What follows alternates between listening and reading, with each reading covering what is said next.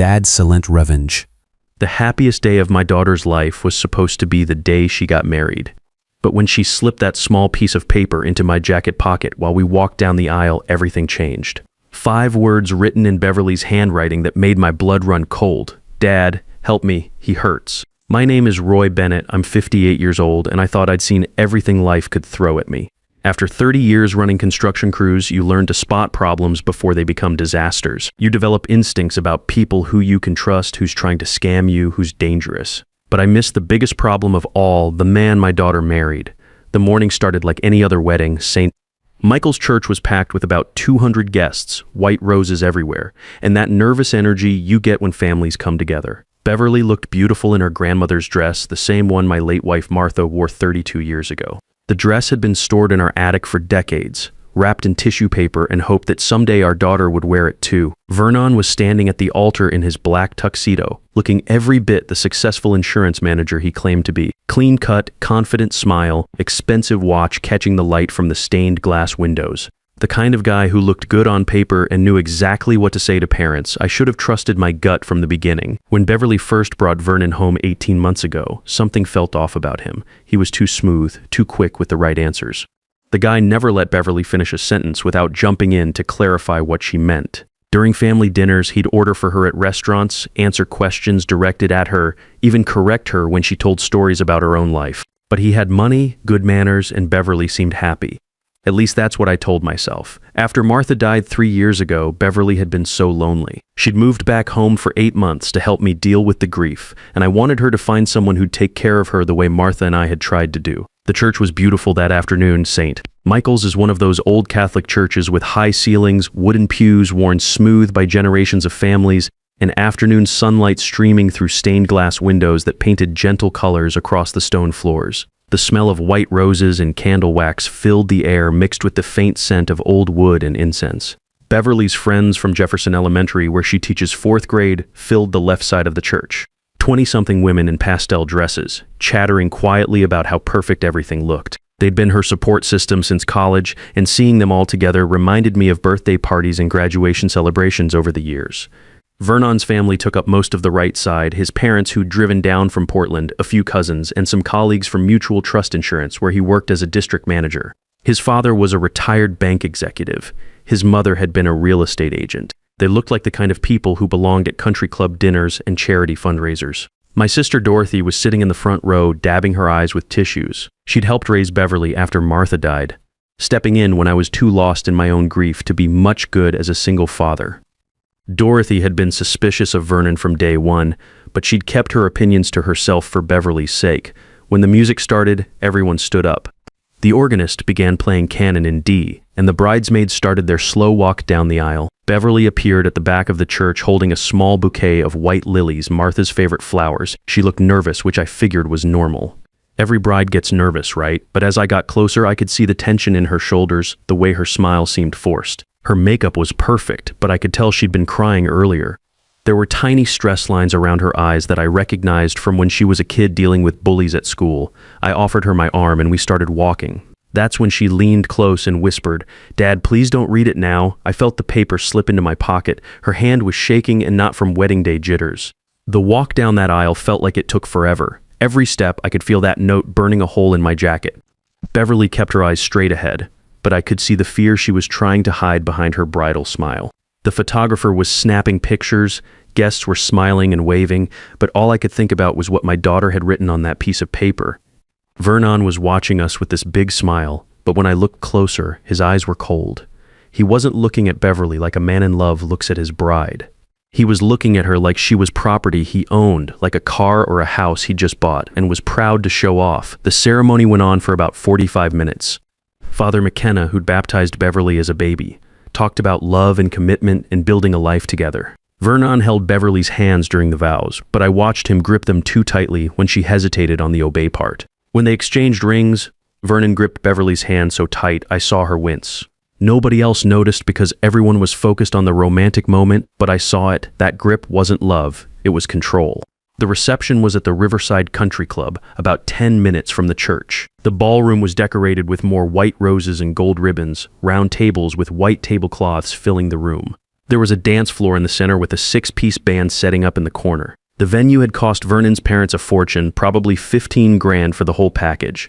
I waited until we got to the reception before reading the note. I stepped outside onto the club's back patio, away from all the noise and celebration. The sun was starting to set around 7 p.m., painting the sky orange and pink over the Columbia River. I could hear the band doing sound checks through the windows, testing microphones and tuning guitars. My hands were shaking when I unfolded that piece of paper.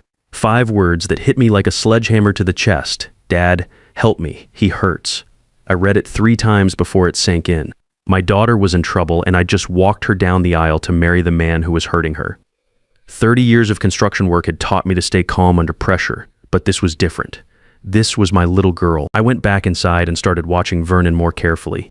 During dinner, he kept his hand on Beverly's arm the whole time, not romantic controlling. When people came over to congratulate them, Vernon did all the talking. Beverly just sat there with this fake smile, nodding at the right moments like a puppet. Around 8 p.m., I pulled my phone out and started recording whenever Vernon thought nobody was watching. I'd learned about documentation during my years as a construction foreman, dealing with workplace accidents and insurance claims. If you want results, you need proof. The phone's camera was good enough to catch his body language, the way he squeezed Beverly's shoulders when she tried to talk to her cousin Sarah. I caught him telling Beverly to shut up and smile when she wasn't being enthusiastic enough about opening wedding gifts. His voice was low, but I was close enough to hear it. The recording picked up every word. The band started playing around 8:30 p.m. and couples moved to the dance floor. I asked Beverly for a father-daughter dance, something we'd planned months ago. Vernon hesitated before letting her go, which should have been my first red flag weeks ago. As we danced to Unforgettable, Martha's favorite song, I kept my voice low. The band was loud enough to cover our conversation. Beverly, what did you mean in that note? Her eyes filled with tears, but she kept smiling for the photographers.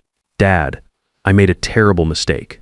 What kind of mistake, honey? She looked around to make sure Vernon couldn't hear us. He was talking to his boss from the insurance office, but his eyes kept drifting back to us. He controls everything. My phone, my bank account, who I can talk to. He says it's because he loves me and wants to protect me. My jaw clenched. In construction, you learn to recognize different types of dangerous people. Vernon was the calculating kind, the ones who plan every move. Has he hit you? She nodded slightly, twice. But he always apologizes after, brings me flowers, says he'll change. I thought maybe after we got married, once he felt secure. I felt anger burning in my chest, but I had to stay calm.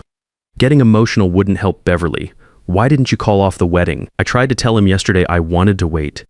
That's when he hit me the second time. Her voice was barely a whisper. He said if I embarrassed him in front of everyone, I'd regret it. He said nobody would believe me anyway, because everyone thinks he's so perfect. I looked over at Vernon. He was watching us from across the room, that same cold stare I'd noticed during the ceremony. When he saw me looking, he smiled and raised his wine glass in our direction. Beverly, we're getting you out of this tonight. But Dad, everyone's here. The gifts, the money everyone spent on this wedding, none of that matters. Your safety matters. We finished the dance and I walked Beverly back to the table. Vernon immediately put his arm around her shoulders, gripping a little too tight. What were you two talking about? He asked with that practiced smile. Just reminiscing, I said. You know how fathers get sentimental at weddings. I spent the next hour making a plan. My construction background had taught me about emergency protocols and chain of command. You assess the situation, gather resources, and execute with precision. I needed allies, and I needed evidence. First, I talked to Dorothy. I found her in the ladies' room hallway and quickly explained what was happening. Her face went white. I knew something was wrong, she said. The past few months, Beverly's been different, quieter, always checking her phone like she was afraid of missing a call. I need you to get Beverly's purse and coat from the bridal suite, I told her. Meet us at my truck in 20 minutes. Next, I called my lawyer, Jim Patterson. He didn't answer. It was Saturday night, but I left a voicemail explaining I needed emergency domestic violence legal advice. Jim had handled business contracts for me over the years, but I knew he also did family law. Then I called my old crew chief, Danny Martinez, who'd become a police officer after leaving construction 5 years ago. He was working the night shift at Fairfield PD. Danny, it's Roy Bennett. I need help with a domestic violence situation. My daughter, Jesus, Roy, where are you? Riverside Country Club. Can you meet us at the station in an hour? Absolutely. Bring any evidence you have. I pulled Beverly aside again around 10 p.m., telling Vernon I needed to discuss some family business about Martha's jewelry. Vernon started to object, but I cut him off with the authority I'd used managing construction crews for 3 decades. It's family business. Vernon, Give us a few minutes. We walked toward the parking lot. Beverly was terrified. Dad, what if someone sees us leaving? What if Vernon follows us? Let me worry about Vernon. I said, right now we're getting you somewhere safe. As if on cue, Dorothy appeared with Beverly's purse and coat. She'd been my ally in this from the moment I told her what was happening. The car's running, she said quietly. Vernon's distracted talking to his parents about the honeymoon plans. We made it to my Ford F-150 without incident. Beverly sat in the passenger seat while I started the engine. My hands were steady now. Once you have a plan, the nervousness goes away. We're leaving. Now. Dad, I can't just disappear from my own wedding reception. Yes, you can. We'll worry about explanations later. The drive to Fairfield Police Station took 15 minutes through downtown. Beverly was quiet, staring out the window at the Saturday night crowd walking between bars and restaurants. Normal people having normal weekend fun while her world was falling apart. What's going to happen to me, she finally asked. You're going to be safe. Everything else we'll figure out as we go. Officer Danny Martinez was waiting for us when we arrived. Danny had worked on my construction crews for 8 years before joining the police force. He was a good man, reliable, thorough, and he knew how to handle paperwork properly. Roy, he said, shaking my hand. Then he turned to Beverly. Ma'am, I'm sorry you're going through this. Let's go inside and get your statement. The police station lobby was brightly lit with fluorescent lights, institutional green walls, and the smell of bad coffee. Danny led us to a small interview room with a metal table and plastic chairs. The room had a video camera mounted in the corner. Everything would be recorded. First thing we need to do is document any physical evidence, Danny said. Beverly, are you comfortable showing us any injuries? Beverly hesitated, then pushed up her sleeves. The bruises on her wrists were clear, dark purple fingerprints where Vernon had grabbed her. Danny took photos with a digital camera, making sure to get the measurement ruler in each shot. When did this happen? He asked. Yesterday afternoon, Beverly said. We were at his apartment going over last-minute wedding details. I told him I was having second thoughts, that maybe we should postpone the wedding and go to counseling first. What was his response? He grabbed my wrists and pushed me against the wall. He said I was embarrassing him, that everyone was expecting a wedding, and I couldn't back out now. He said if I tried to cancel, he'd make sure everyone knew I was crazy and unstable. Danny was writing everything down. Had he threatened you before? Many times. Usually about money or my friends. He made me delete most of my social media accounts because he said my friends were jealous of our relationship and trying to break us up. He took over my checking account last month, said it would be easier to manage our finances together. I listened to all this and felt sick. How had I missed so many warning signs? As a construction foreman, I'd been trained to spot unsafe conditions before someone got hurt. But when it came to my own daughter, I'd been blind. Danny finished taking Beverly's statement around 11:30 p.m. We can issue an emergency restraining order tonight, he said. It'll be good for 72 hours, then you'll need to go to court Monday morning to make it permanent. What does that mean exactly? I asked. Vernon can't contact Beverly in any way. No phone calls, texts, emails, social media. He can't come within 500 feet of her, her workplace, or any family members. If he violates it, he gets arrested immediately. While Danny was processing the restraining order paperwork, my phone started ringing. Vernon's name appeared on the screen. I let it go to voicemail, but he called back immediately. Then again, he's figured out we're gone, Beverly said, looking panicked. Let me listen to the voicemail, I said, putting the phone on speaker so Danny could hear. Vernon's voice was different than I'd ever heard it, cold and threatening. Roy, I don't know what Beverly told you, but she's obviously having some kind of breakdown. Brides get emotional sometimes. Bring her back to the hotel and we'll talk this through like adults. If you don't, you're going to regret interfering in my marriage. Danny looked up from his paperwork. That's harassment and intimidation. I'm adding it to the file. The phone rang again. This time Vernon left a longer message. Beverly, I know you're listening. You're making a huge mistake. Nobody's going to believe your story. Everyone at that wedding saw how happy we were. Your friends, your family, they all think you're lucky to have me. When you come crawling back, and you will, don't expect me to forgive you easily. Save all these messages, Danny said. They'll help make the restraining order permanent. By midnight, we had all the paperwork filed. Danny walked us to the parking lot. Beverly, do you have somewhere safe to stay? She's staying with me, I said. And tomorrow we're getting her a lawyer. The drive to my house was quiet. Beverly seemed exhausted, like all the fight had gone out of her. When we got there, she sat on the living room couch where she used to do homework as a kid. The house still had some of Martha's decorations, family photos, her collection of ceramic angels, the throw pillows she'd bought at yard sales over the years. Dad, what if I'm making a mistake? What if Vernon really can change? I sat down next to her. Beverly, I've seen a lot of men in my time, good ones and bad ones. Good men don't hurt the women they love, period, and they sure as hell don't threaten them when they ask for help. The next morning was Sunday. I made coffee and scrambled eggs while Beverly slept in her old bedroom. Around 9 a.m., my phone started ringing again. Vernon had called 23 times during the night. The voicemails got progressively angrier. In one message he said, "You have no idea who you're messing with, Roy. I have lawyers, I have connections. You think some small-town cops are going to protect you?" In another, "Beverly's an adult. She made her choice when she married me. You can't keep her locked up in your house like a child." The last one was the worst. "This isn't over. I know where you work, where you live, where Beverly teaches. You can't watch her every second." I saved every message and forwarded them to Danny Martinez. By 10 a.m., Danny called back. "Roy, we need to get Beverly a security detail. This guy's escalating fast. I've seen this pattern before. When abusers lose control, they get dangerous." Monday morning at 9 a.m., I called my lawyer, Jim Patterson. He'd gotten my voicemail from Saturday night and had already started researching domestic violence law. We met at his office on Main Street, a small suite above the hardware store where I'd bought construction supplies for decades. Domestic violence cases move fast if you have evidence. Patterson explained, reviewing the police report and photos Danny had given us. The bruises, the threatening voicemails, Beverly's testimony, this should be enough for a permanent restraining order. "What about the marriage?" Beverly asked. "Is it even legal? Can I get it annulled?" "Oregon allows annulment in cases of fraud or duress," Patterson said. "If Vernon threatened you to prevent you from calling off the wedding, that's duress. We can file the paperwork this week." That afternoon, Vernon was served with papers at his insurance office. His boss, Mr. Richards, called me around 4 p.m. I'd done construction work on Richards' house 2 years earlier, and we developed a good working relationship. "Roy, I had to serve Vernon Hayes with legal papers today. My HR department is asking questions about his character.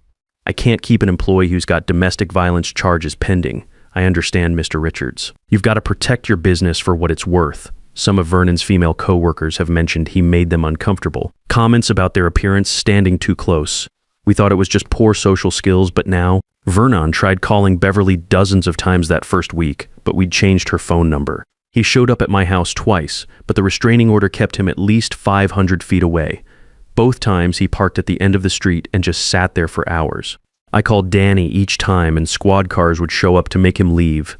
The hardest part was explaining everything to family and friends. Martha's sister Carol drove down from Seattle, confused about why the wedding had ended so abruptly.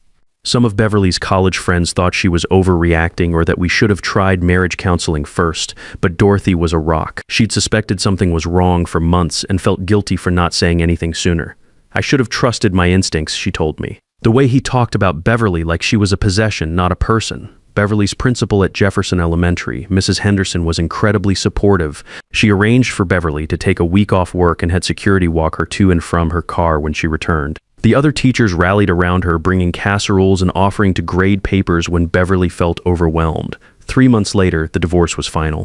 Vernon tried contesting it, claiming Beverly had been manipulated by her family, but Judge Thompson wasn't buying it. The evidence was too clear. The photos, the recordings, the pattern of escalating threats. Mr. Hayes, Judge Thompson said during the final hearing, "The court finds clear evidence of domestic violence and intimidation. The restraining order will remain in effect for 2 years, and you're ordered to complete anger management and domestic violence counseling before this restriction can be reconsidered." Vernon's life fell apart piece by piece. Mutual Trust Insurance let him go after they learned about the domestic violence charges. Turns out having a criminal record wasn't good for their corporate image, especially when they were trying to build trust with female clients. He tried getting another job in insurance, but word travels fast in professional circles. Last I heard, he'd moved to California to start over. Good riddance. Beverly's recovery took longer than the legal proceedings. She started seeing Dr. Susan Walsh, a counselor who specializes in domestic abuse survivors. The sessions helped Beverly understand that none of what happened was her fault, that Vernon's behavior followed a predictable pattern that had nothing to do with anything she did or didn't do. The hardest part is trusting my own judgment again. Beverly told me one evening over dinner at Tony's Diner, our usual Saturday night spot. For months, Vernon convinced me that my thoughts and feelings were wrong, that I was too emotional or too sensitive. "Your judgment was fine," I said. "That's why you wrote the note. Deep down, you knew something was wrong, and you asked for help." 6 months after the wedding that never really counted, Beverly started dating Gary Morrison, a 5th grade teacher at Jefferson Elementary. Gary was patient, respectful, and never tried to rush Beverly into anything. He'd been divorced for 3 years and understood that trust takes time to rebuild. The first time Gary came to Sunday dinner at my house, I watched how he treated Beverly. He listened when she talked, asked her opinion about things, and never tried to speak for her. When Beverly excused herself to help with dishes, Gary stayed at the table and talked to me about baseball and his weekend hiking trips. "You don't need to worry about me hurting Beverly," he said quietly. "I've seen what she went through. My ex-wife had an abusive boyfriend before we met. I know the signs, and I know it takes time to heal." A year later, Beverly and Gary got engaged. This time, the engagement was Beverly's idea. Gary had been ready to propose for months, but wanted Beverly to set the timeline. Their wedding was small, just family and close friends at Dorothy's house, with Pastor Williams from the Methodist Church officiating in the backyard. No big reception, no fancy dress, no drama. Just two people who loved each other making a simple commitment surrounded by people who wanted them to be happy. Beverly looked radiant that day, but more importantly, she looked free. Free to make her own choices, free to speak her mind, free to be herself without fear. As we sat on my back porch that evening watching the sunset, Beverly said, "Dad, thank you for reading that note. Honey, even if you hadn't written it, I would have figured something was wrong eventually. A father knows when his child needs help." She smiled, the first completely relaxed smile I'd seen from her in 2 years. "I was so scared that day. I didn't know if you'd believe me or think I was just having cold feet. Beverly, you're my daughter. Believing you isn't optional." Looking back, I learned something important that day. Sometimes protecting your family means more than just loving them. Sometimes it means taking action even when it's complicated and messy and people don't understand. Sometimes it means trusting your instincts even when everyone else thinks you're overreacting. That piece of paper changed everything. 5 words that saved my daughter's life. "Dad, help me. He hurts." As a father, those might be the most important words you'll ever read. And when you hear them, you better be ready to act. The wedding everyone thought they were celebrating was really the day my daughter needed to be rescued. And sometimes that's exactly what family is for. Because at the end of the day, protecting the people you love isn't about having all the answers. It's about being willing to act when they need you most, even when the whole world is watching and expecting you to smile.